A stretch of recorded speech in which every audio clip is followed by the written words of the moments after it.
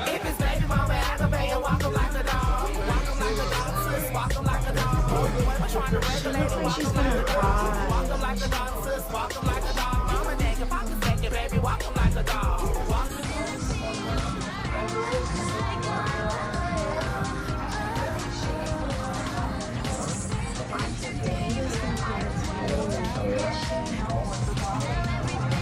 Oh my god.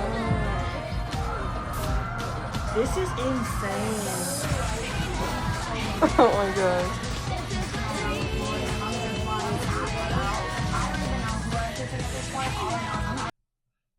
Is it dystopian to see the clips that we just saw, and have the word love in the title of that show? Is this the new school? Am I old school to think that this is weird, that this is not what it is?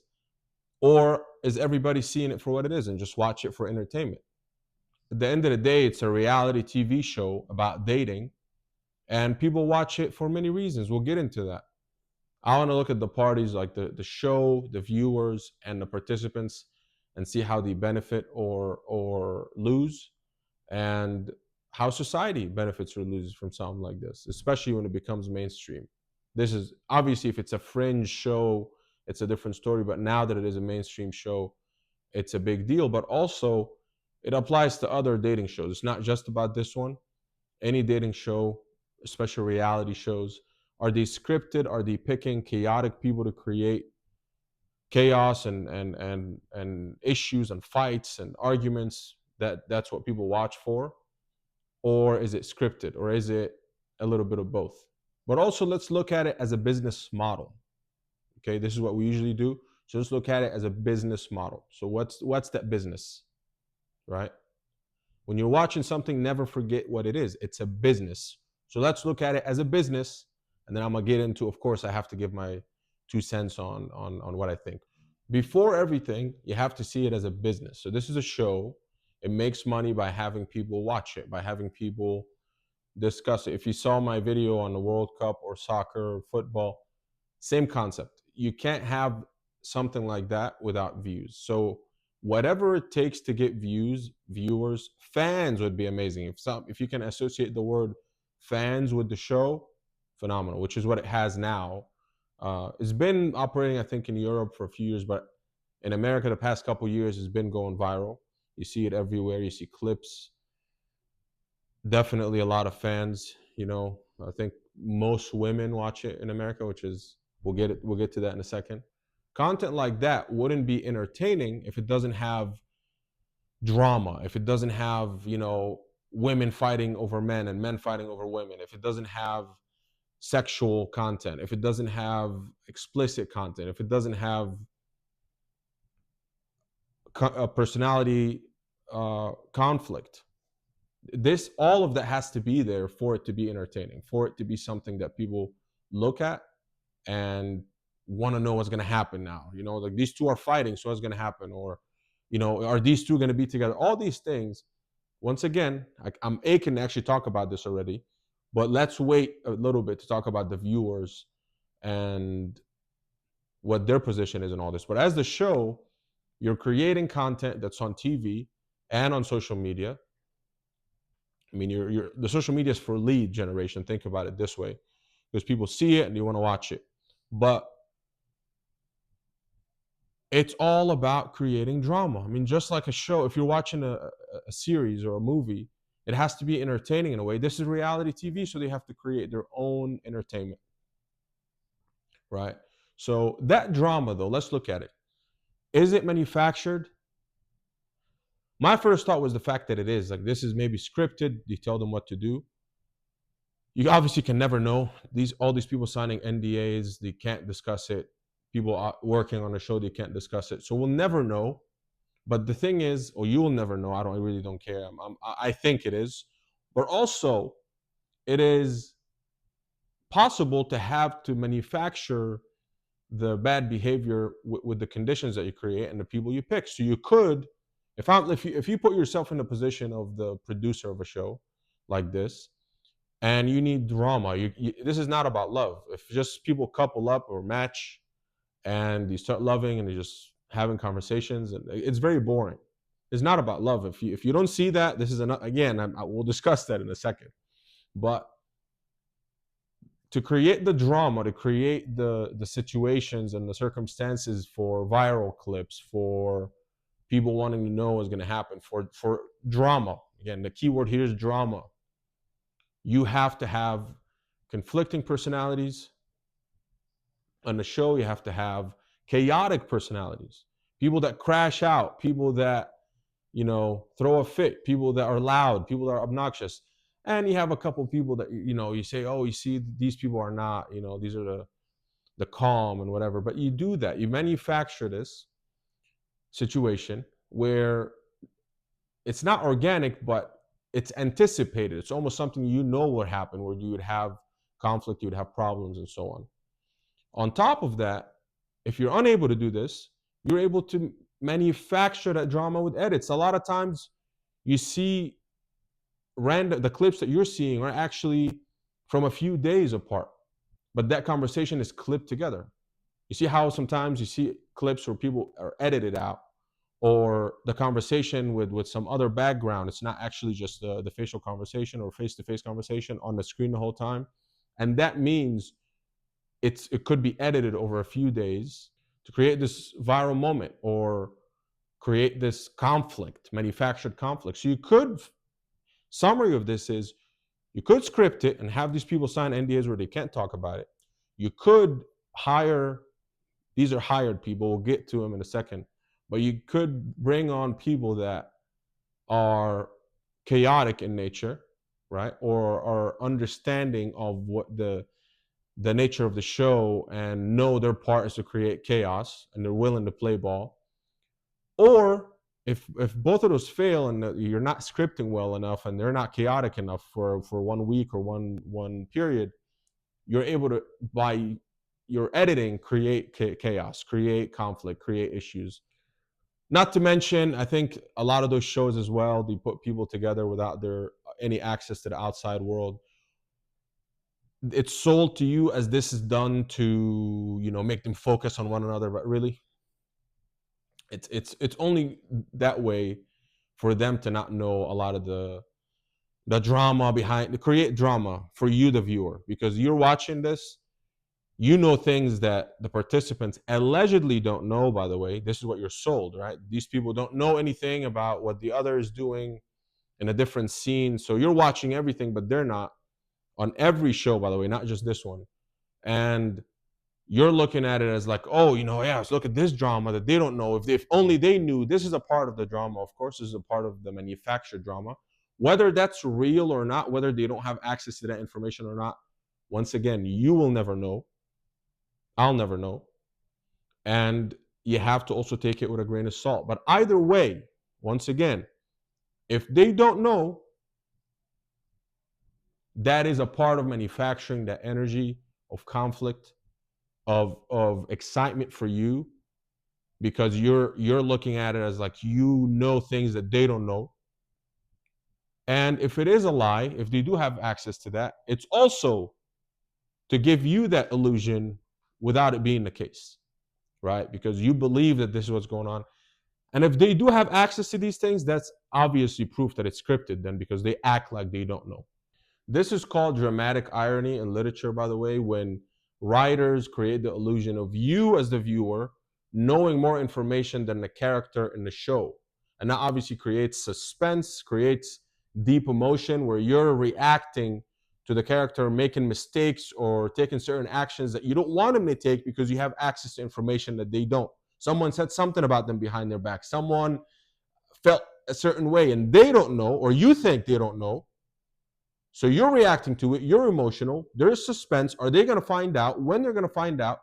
All this is a part of the show. And if you think about it, for a show about love, why would that exist? If it's about love, why would that exist? Why would you have people talking bad about each other and create it's about you falling for that drama, manufactured drama. Once again, whether it's intentional or not, whether it's scripted or not, it's the same conclusion. It's the same finish line.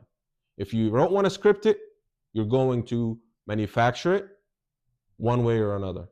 This is almost like the Truman Show, the movie, if you ever watched it, where the you feel a connection to that character, and you feel that you and the character are against the world, or against the writers, or against the other side, because you feel that you know something, or you think you know something that the character doesn't, and you build this emotional connection to the character, especially if you're a fan of that character, and you have to tune in to see if that character is going to find out about that or not, because you feel that you are on the same team as that character one way or another, or you're on the same team in this case, on the same team as a different character that's opposing this character. So this is obviously with the show, you have multiple characters that you believe are living in this Truman Show like circumstances,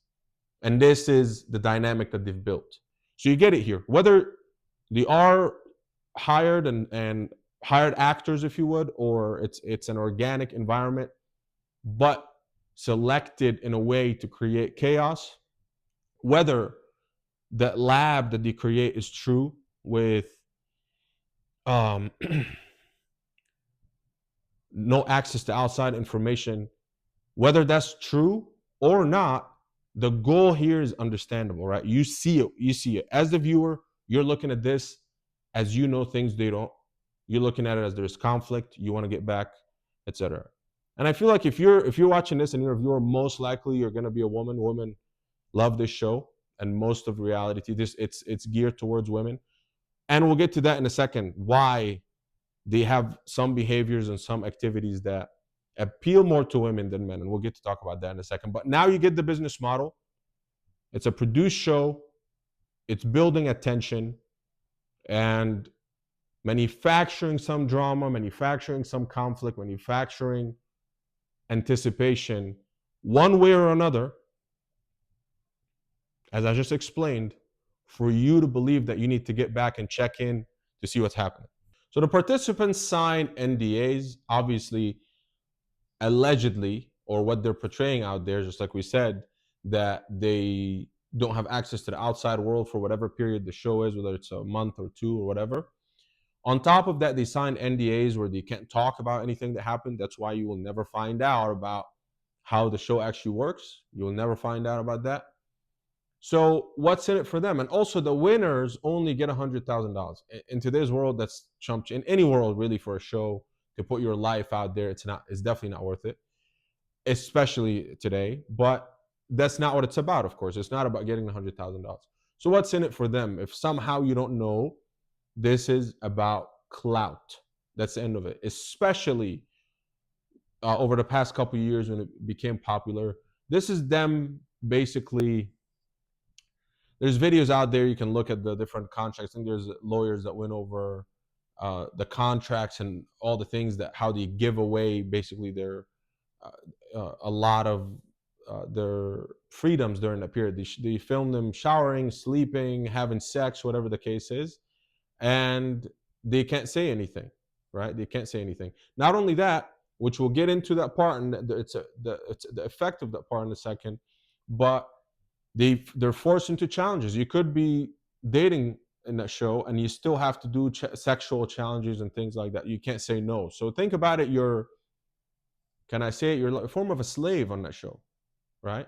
You do what they tell you, but you're egged on as a celebrity in a way, or you're portrayed as a celebrity in a way, but you're a form of a slave. You're filmed 24/7. You're told what to do. You have to perform a challenge that you're told, and so on and so forth. So what's in it for them? And at the end of it, only the winners get $100,000, or whatever other show. Again, we keep referencing the different shows. It's the same concept. It's not life-changing money, even if it's $1 million or whatever. It's not that life-changing money.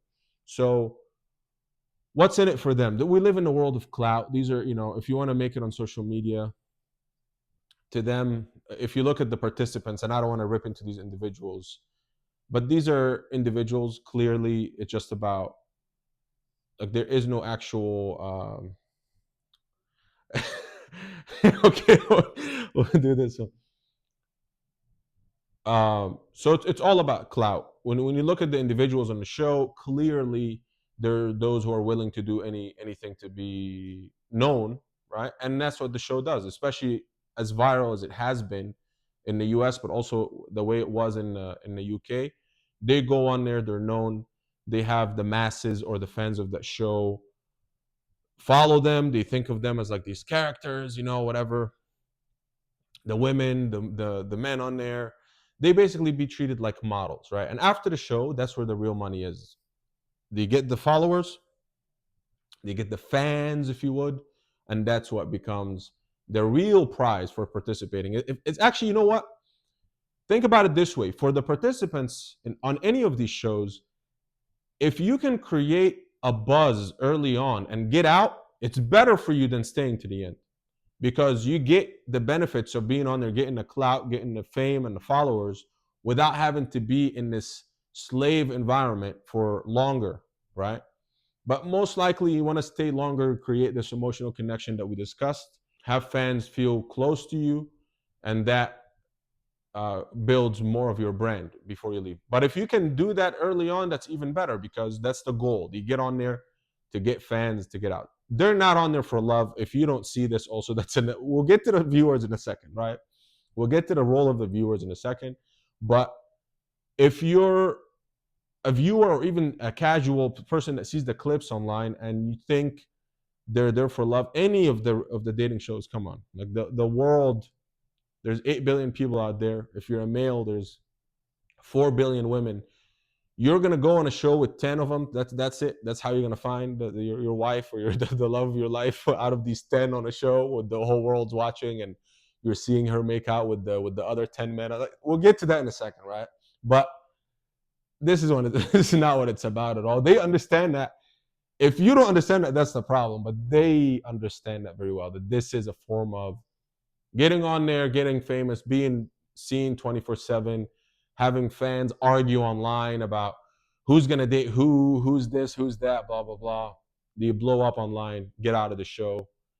Again, if you can blow up and leave early, that's even better, right? So you're not in that selling soul vibe the whole time. I mean, you've sold it, right? At that time, but also after, because what you're selling to the world is not necessarily the ideal situation when it comes to love, but this is the vibe that's going on, yeah. And then they leave, they become famous, brand deals, modeling deals, whatever, depending on the person and their character. You could be like a villain character, and you put them in another reality show somehow. They could be model like, they could be just an influencer posting themselves, just day to day doing things, and you get brand deals, and you know the gig. So that's what it is. It's a deal to do that. And by the way, it's an obligation to tie it back to what the show's looking for. If it's scripted, I'm saying if, because we don't know. If it's scripted, it's their obligation to perform that script.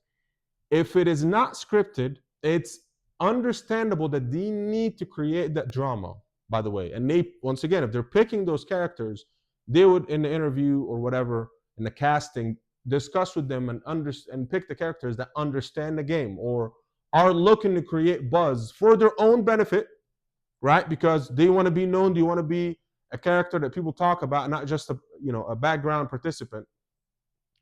But also, the more buzz you create, it helps the show. So it's a trade in a way. Hey, we get you on there, okay? You're like a hired intern, right? You're not unpaid intern, and you sign away your life, and in exchange, you got to give us, or you give us those viral moments, you give us the content that we need to capture attention. In exchange, when you leave, you have all this attention and fame, and you can build your brand, whatever life. A lot of them are nurses and whatever. Shout out to the nurses out there, but this obviously would make them a lot more money outside of the 9 to 5 or whatever they have going on before the show. Now let's look at it from the position of the viewer. What's in it for you? How do you contribute to this whole thing? You're the viewer. You're the fuel to this financial rocket that took over the past couple years. I think they had it was the most streamed show or original content or something like that on streaming platforms. Some over 2 billion views or something like that. It's 2 billion streams. It's insane. It's insane. And you are the viewer. You're the person, you are the people that gave them those views. What do you benefit from this? Of course, it's entertainment. This is number one. But it's more than that. We'll get to it. And this is what I've been aching to talk about. This isn't just about entertainment, of course, because of what we discussed earlier. You feel an attachment to those characters. In a way, you're living vicariously through those characters. You're living the vices vicariously, meaning, and again, let's be honest here, most of the viewers are women. Yes, it's a fantasy also for men to date multiple women at the same time, etc. But women have that same fantasy apparently, because it's something that they push, or something that they include in the show on purpose for a reason, with all the challenges. And we'll look at the impact of that on society a little bit later. But it's the viewers are living vicariously through those characters. They feel a connection. As I mentioned, you're looking at it as the Truman Show. You know things that they don't know. You're invested to see what's going to happen. Are they going to find out? Some people vote on some things apparently. So you have this ecosystem that they've built where you're not only a viewer that watches this show for entertainment, like, oh, let's watch this, as a show. Like, we're watching a show, chilling, to just see. No, there has fans. They have watch parties. Right? It's insane to think about that. There's people that get together to watch this. So when you reach that level of success, that's obviously great for the company that produced it. I think it's Universal. But this show, again, it's the same for other shows, but this one has been very big the past couple of years, and that's why we're talking about it. You're the reason it's that successful, right? You're the reason it's that successful, and your loyalty to it, the fact that you're a fan of it is the reason why it's that successful. Meaning they can charge sponsorships, they can charge more for ads, they can have in-show sponsors, and they can get more subscriptions. They have their own streaming. I believe Universal have their own, so they can sell more subscriptions, but also sell more ads, and so on and so forth. Now, if you're a viewer and you're watching this unironically, see, I wanted to make this video and just discuss the business model and whatnot, but I can't just say it without also inputting this as a fact. If you're watching it unironically, meaning you're watching this, you really are invested in what's going to happen. Christina dating, Chris or whatever, or Vanessa and Antonio, whatever the case is, right? You have this situation and you're invested in, like, oh, they're what's going to happen between Vanessa? Is she going to choose Antonio or Chris or whatever, right? So when you have these situations and you're actually unironically watching this, meaning you think it's true, you think this is organic and this is love that's happening, you're a victim, to be honest. I feel like you're a victim you're the target for marketing. You probably follow a lot of celebrities and what they tell you to buy. You probably follow trends. Unfortunately, I don't want you to see it as an offensive matter, although I'm not worrying about offending you or not, but I want you to reflect a little bit and see this as you're now a victim of any marketing strategy. If they can convince you that this is real, there's a problem, and you can change that. Maybe you stop that, right? It starts with understanding the dynamic. Any drama is manufactured. I just explained that. Any drama is manufactured. The concept of you seeing things that they don't is there for a reason. Whether it's true or not, just that perception, right? The idea that you think they don't know, whether they don't know really or not. The drama, the conflicting characters, the matching, the challenges of who kissed who groped who, all that, which once again, we'll discuss the impact on society and young people in a second. But if you're a viewer watching this unironically, it's a problem. This should be watched in the same category as, if you're familiar with the Jerry Springer show back in the day, you would. I don't know anybody, or I don't think anyone watched this factually or unironically, sitting there like, oh, these two, they have conflict. He dated her and now she dates his cousin or whatever. And who's the father? And sitting there like really trying to figure out that situation. I think most people knew that this is ridiculous, that show's ridiculous. This is the scum of society. They're either picking them and kind of painstakingly searching for those types of people that have these types of problems, or they're lying, right? And again, you never find out. So everybody watched this, and every show obviously had a fight, women getting stripped somehow during that fight and whatever. It's for the same reason. It's creating this vice, creating the environment of you're living the vice on TV vicariously through these people, but you see people in dramatic situations, but you're just sitting on your couch. And this is really appealing to people. That show was huge back in the day, but most people saw it for what it is. If you're watching these types of reality TV, any reality TV show, by the way, but we're talking about the dating ones for now, unironically, really invested in who's gonna date who and whatnot, you are the target for many marketing campaigns that celebrities push. This is whether you slap a celebrity face on something, a celebrity's face on something, you'll probably buy it because you're that person that's very gullible as a consumer. Once again, people waste their time watching things. If you want to watch something for entertainment, you're not going to work and create 24/7. You're not going to try to build something 24/7. It's okay, sure. You find it, oh yeah, it's funny, these people or whatever. But if you're invested in it that much, this is what you want, because then you're a fan, you come back, you want to, see what's going to happen with those characters as we discussed, and you become the fuel to that machine. You make more money, and then it gets bigger and bigger from there. And then from there, they can recruit more of these people because now more people want to join it because they see how viral the other people went and all the brand deals they have now. So the applicants are probably all, to the roof right now. And the advertisers are paying, in the show, as ads, all of the above. And you're just sitting there emotionally invested, unironically. Time to reflect. If you ever watch this unironically, time to reflect. Time to reflect, all right?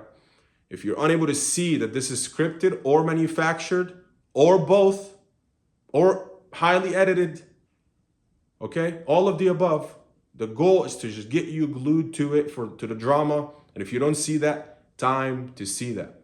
This is the business model of any reality TV show, especially the dating ones. This isn't about love. This isn't about connection. This isn't about people finding, again, 8 billion people in the world. You're going to go to find these 10 women on there. These are the ones you're going to date. Come on.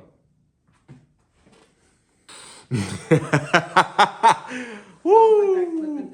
All right. No. Were you laughing? Nah, look. Now the conclusion of all this is the impact on society. You can't just ignore that fact. You can't ignore that part of it. Money. Now, most people just focus on that, right? It's a successful show and made money. The producers, whatever, getting their bonuses or getting their royalties, whatever the contract is. The participants are making their money. They're getting out there as celebrities or influencers and making their brand deal, quitting their 9-to-5s. And the viewers are getting entertainment and having watch parties, apparently, and creating communities out of that. If you're an adult doing that, if you're a woman in your 30s, 20s, you've done it, and you understand the game and you're watching this, even if you think it's real, that's fine. You're an adult. But you have to look at the impact that this has on society. Men and women, by the way. So we're not here just talking about women. This isn't from a red pill angle or a feminist angle. This is just reality, right? We'll look at it in terms of reality. The impact that would have, let's think about it this way. You're a young person watching this.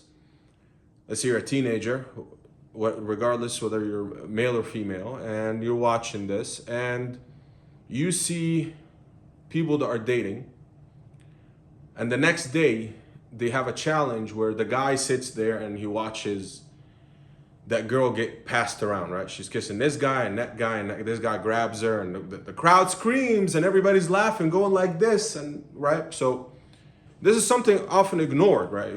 The impact on society. We have to look at that, because it's not just about making money. You have to look at what the industry does, and there could be potential long-term impacts, and to go back to that, you're sitting there watching that, and you see the guy. These are guys that are. You see girls online talking about them and following them, and like, oh, this guy is good looking or whatever, and yeah. So you want to be like that, because every young guy, you want to be the guy that girls like. So you look at this and you say, well, this guy girls like, and when he's dating, he's behaving like this. He's sitting there watching his girl, apparently, right? That's what they tell you it is, and they're couples and whatever, and they go on these dates and whatnot, right? But then he has to sit there and watch her do that. She has to do that too. But I'm speaking here from the perspective of a guy, right? And it's unnatural. This. I don't know if that's not the definition of being a cuck. It's not. If it's not, let me know. I'm really curious to hear your opinion on this in the comments.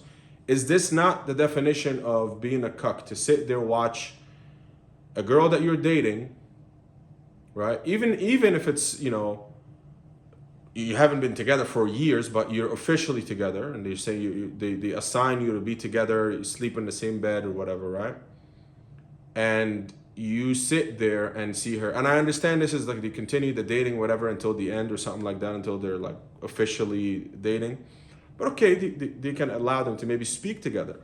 Like, okay, you guys are dating, but you need to still speak to other people. But that's not speaking. That's, first of all, casual sexual activities that's being pushed, right? Which again, if you want to do that, I'm not here to tell you what's right and wrong. I'm here saying certain activities, you want to do it and don't push it, right? If you're drinking a lot, if you're gambling, if you're doing these types of things, they're not necessarily good for society from a religious perspective or even common sense. It's not good to drink. It's not good to gamble. But if you are doing these things, all right, and I'm not going to be a hypocrite. I'm not going to tell you whether I do this or I don't do this.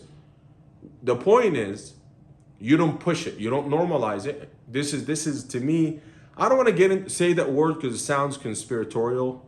But when you say the word demonic, it sounds it's built in conspiracies, and everything is demonic, right? Everything is demonic. But in a way it is, because you're pushing an agenda to viewers that are emotionally connected to those characters, and telling them that this is normal. This is what happens.